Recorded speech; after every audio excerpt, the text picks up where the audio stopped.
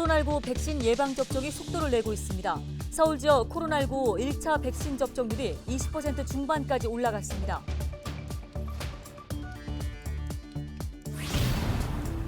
서울시가 광주 철거 공사 현장 붕괴 사고와 관련해 공사장 안전관리 강화 대책을 내놓았습니다. 서울시는 해체 공사에 대한 감리자의 책임을 강화하고 공사 현장에 CCTV를 설치해 상시 감시하기로 했습니다.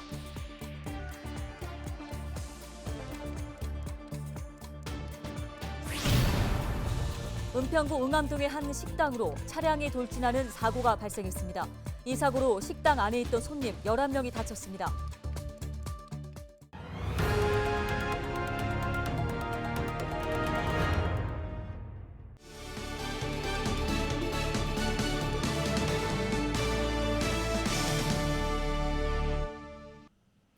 여러분 안녕하십니까? 헬로우TV 뉴스입니다. 첫 소식입니다. 코로나19 예방 백신 접종률이 속도를 내고 있습니다. 1차 예방 접종률이 20% 중반까지 올라갔는데요. 코로나19 관련 소식 손성혜 기자가 정리했습니다. 14일 하루 동안 서울에선 19만 8천여 명이 코로나19 백신 예방 접종을 했습니다. 서울의 1차 예방 접종률은 24.1%.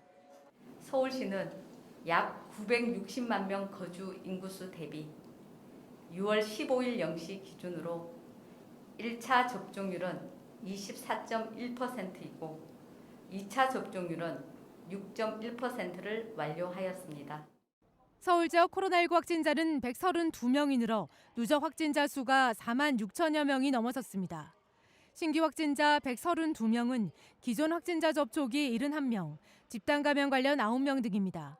주요 집단 감염은 동대문구 소재 직장 관련 3명, 강북구 고등학교 관련 3명, 성북구 병원 관련 1명 등입니다. 성북구 병원 관련 집단 감염의 경우 11일 병원 종사자 1명이 최초 확진 후 14일까지 5명이 추가 확진돼 관련 확진자는 6명이 됐습니다. 역학조사에서 해당 시설은 공동 간병을 하는 다인병실로 화장실 등을 공동으로 사용하고 일부 확진자는 증상이 발현된 이후에도 근무한 것으로 파악됐습니다. 서울시가 시범 사업으로 진행 중인 자가검사 키트 사용과 관련해선 검사 건수는 12만 5천여 건, 이 중 6건에서 양성 반응이 나왔고 최종 확진으로 판정된 건수는 3건입니다. 3건 모두 콜센터 종사자로 확인됐습니다. 방역당국은 최근 노인복지시설 운영이 재개되는 등 방역수칙 완화로 각종 활동이 더 늘어날 것으로 예상된다며 집단 면역이 형성되기 전까진 방역수칙을 준수해달라고 당부했습니다. 마스크 착용, 충분한 환기, 또 증상이 있을 시에는 검사 받는 등 방역 수칙을 준수해 주시기 바랍니다. 헬로티비 뉴스 손성혜입니다. 14일 오후 1시 40분쯤 은평구 응암동의 한 식당으로 승용차가 돌진하는 사고가 발생했습니다. 사고 당시 식당에는 손님 30명과 직원 7명이 있었습니다. 이 사고로 식당 손님 30대 여성 1명이 크게 다치고 10명이 가벼운 부상을 입었습니다. 승용차 운전자인 50대 남성 A씨는 일행과 함께 식당에서 식사를 한 뒤 주차돼 있는 차를 운행하기 위해 이동 중 후진기어 상태에서 식당으로 돌진한 것으로 파악됐습니다. 이 남성은 경찰 조사에서 사고 당시 음주 상태는 아니었으며 차가 급발진했다고 주장한 것으로 전해졌습니다. 경찰은 A씨를 상대로 정확한 사고 경위를 조사 중입니다. 9명이 목숨을 잃은 광주 재개발구역 붕괴 사고 이후로 시민들의 불안감이 커지고 있습니다. 서울도 600여 곳에서 크고 작은 철거 작업이 한창인 만큼 안전 대책을 마련해야 한다는 목소리가 나오고 있는데요. 유민호 기자가 전해드립니다. 서울 답심리역 일대입니다.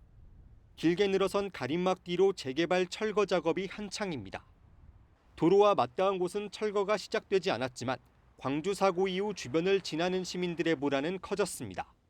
위험스러우니까 조심스럽죠. 사실은 피해 다니고 싶어요. 다른 길로 좀 돌아다니고 싶은. 중화역 인근 재개발 구역도 사정은 마찬가지. 버스 정류장과 바로 맞닿아 있는데 얇은 가림막이 전부입니다. 가림막 틈새로 현장 내부가 훤히 들여다보입니다. 공사 현장 옆에 지나다 보니까 좀 무섭기도 하고 그냥 뭐가 떨어질까 이런 무서움도 있고. 현재 서울에서 철거가 진행 중인 재개발 재건축 구역은 20곳. 전체 공사장으로 확대하면 600곳이 넘습니다. 현장마다 적용하는 해체 공법도 다르고 관리 사정이 제각각입니다. 허가 내준 것이 중요한 게 아니라 관리 감독 기관인 서울시가든지 아니면 25개구의 각 구청들에서 거기에서도 분명히 현장에 나가서 관리 감독을 철저히 할 필요가 있는 것이고. 서울시도 대책 마련에 나섰습니다. 4년 전 해체 공사장의 감리 책임자가 상주하는 제도를 도입했지만 법적 근거가 없어 실효성이 떨어졌다는 진단입니다. 강제성이 좀 떨어지고 상주 관리를 안 해도 처벌 규정이 없었습니다. 그래서 이번 기회에 이게 강력하게 시행될 수 있도록 법제화를 다시 한번 국토부와 협의하겠다라는. 또 해체 시공에 만연한 불법 하도급을 집중 단속하고 처벌을 강화하기로 했습니다. 아울러 민간 공사장에 설치된 폐쇄회로 TV를 스마트폰으로 한눈에 확인할 수 있는 공사장 정보화 시스템을 구축해 하반기부터 시범 가동할 계획입니다. TBS 유민호입니다.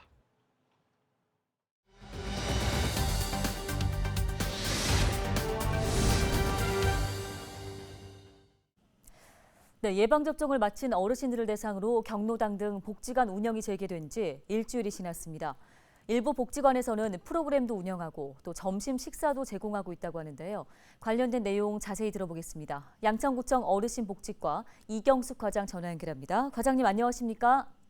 네, 안녕하세요. 예, 양천구 내 노인 여가 복지시설 등이 백신 접종을 마친 어르신들을 대상으로 인센티브를 지원하고 있는데요. 먼저 이 소식 전해주시죠. 네, 1년 반이 넘는 기간 동안에 어르신들이 특히 코로나 블루로 많이 외롭고 힘들게 보내고 계셨기 때문에 일상을 회복할 수 있도록 백신 접종을 마친 어르신들을 대상으로 해서 기존 거리두기 단계별 대형 가이드라인보다 우선 적용하여서 어르신복지관, 경로당, 경로식당에서 활동적인 프로그램이나 실내 식사를 제공하고 있습니다. 특히 경로식당의 경우에는 그동안 실내 취식 금지 조치로 부득이하게 어르신들께 도시락 및 간편식을 제공해 왔으나 이번 인센티브 지원 결정을 통해서 관내 3개소 어르신복지관에서는 200여일 만에 실내 취식이 가능하게 되었습니다. 네, 많은 어르신들이 반가워하실 것 같은데요. 잠깐 말씀하신 것 같은데 대상이 정확히 어떻게 되는지가 궁금합니다. 1차 접종만 한 어르신들은 서비스를 제공받을 수가 없는 건가요? 네, 프로그램에 따라 대상 어르신들이 조금씩 다릅니다. 어르신 사랑방은 예방접종 어르신 누구나 오후 1시부터 5시까지 시간에 제한 없이 머무를 수가 있고요. 노래교실이나 요가 등 활동성 프로그램 참여는 2차 접종 완료자에 한해서 참여하실 수 있습니다. 경로식당의 경우에는 2차 접종 어르신에 한해 실내 취식을 지원하고 미접종자 및 1차 접종 어르신들께는 도시락 및 레토르트 음식을 제공하고 있습니다. 네. 복지시설이 재개된 지 일주일 정도 지났습니다. 축소 운영됐을 때와 비교해 어르신들의 이용률이 어느 정도 수준인지 궁금합니다. 또 어르신들의 반응은 어떤가요? 코로나가 예상보다 훨씬 장기화돼서 오랜 기간 어르신들이 답답한 생활을 하고 계셨는데 정말 좋아하고 오랜만에 활기를 띠게 되어 보는 우리들도 기쁨을 감출 수가 없습니다. 그동안 오셔도 할 수 있는 게 많지 않았는데 실버 댄서, 민요 교실, 웃음 치료 등 다양한 여가 프로그램을 다시 할 수 있게 되었다고 이구동성으로 좋아들 하시고요. 이용자도 30% 정도는 증가한 것 같습니다. 경로식당의 경우에는 실내 식사는 2차 접종 후 14일 경과한 어르신들만 가능하기 때문에 6월 7일에는 20명에 불과했지만은 금주 월요일에는 39분 어르신들이 식사를 하셨습니다. 행정동별로 예방접종을 실시하고 있기 때문에 빠르게 이용률이 늘어나고 있고 7월이면 대부분의 어르신들이 이용이 가능하시리라 봅니다. 현장에서 이런 모습을 보고 접종을 미뤄왔던 분들이 생각을 바꾸는 일들이 늘어나고 있습니다. 접종 완료 어르신들을 마주보고 먹는 점심 한 끼와 활동성 프로그램 참여로 어르신들 얼굴에는 웃음꽃이 피었고요. 정성이 담긴 따뜻한 식사 대접과 실내 인기 프로그램을 제공하게 돼서 이번 인센티브 지원이 그리운 일상으로의 복귀에 대한 첫걸음을 제공한 것이 아닐까 생각합니다. 예, 얼마나 반가우셨겠습니까? 자, 그런데 그 이용하는 어르신께서 백신 접종을 모두 마쳤다는 사실은 어떻게 확인 가능한가요? 현재 백신 접종을 마치신 어르신들께 발급되는 백신 예방 접종 확인서와 또 14일부터 저희 부에서 시행 중인 신분증에 간편히 부착하는 백신 접종 완료 스티커를 통해서 확인이 가능하지만 더 나아가서 스마트폰을 사용하시는 어르신들을 위해서 각 동주민센터나 종합복지관, 어르신복지관에서는 쿠브라고 하는 질병관리청 코로나19 전자예방접종 증명 앱을 사용해서 언제 어디서나 접종 여부를 확인할 수 있도록 설치해드리거나 사용법을 안내해드리는 자원봉사자를 배치하였습니다. 혹시 주변에 전자기기 사용에 어려움이 있어서 전자예방접종 증명을 활용하지 못하시는 분들이 계신다면 가까운 동주민센터 자원봉사 캠프나 복지관을 방문하셔서 도움을 받으시면 된다고 꼭 전달 부탁드리겠습니다. 네, 말씀 잘 들었습니다. 지금까지 양천구청 어르신복지과의 이경수 과장이었습니다. 다음 소식입니다. 양천구가 461억 원 규모의 추가 경정 예산안을 편성해 구의회에 제출했습니다. 양천구는 시정연설을 통해 코로나 위기 극복과 민생 경제 활성화 사업에 초점을 두고 추경을 편성했다고 설명했습니다. 추경 예산은 양천구의회 예산결산특별위원회 심의를 거쳐 오는 29일 열리는 정례회 2차 본회의에서 확정될 예정입니다. 네, 이상으로 뉴스 마치겠습니다. 시청해주신 여러분 고맙습니다.